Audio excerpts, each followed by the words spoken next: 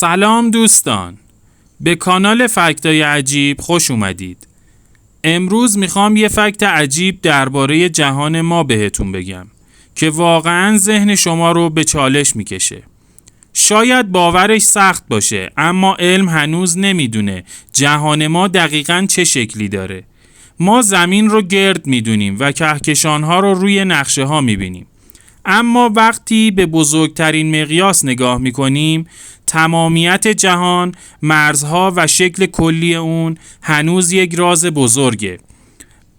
برخی دانشمندان معتقدن جهان میتونه بی نهایت و خمیده باشه، مثل سطح یک توپ عظیم که تا ابد ادامه داره. بعضی نظریه ها حتی میگن ممکنه چند بعدی باشه و ما فقط بخش کوچیکی از اون رو درک میکنیم. با این حال هیچ کس نمیدونه آیا جهان پایان داره یا محدود هست یا اینکه چندین جهان دیگه هم وجود داره.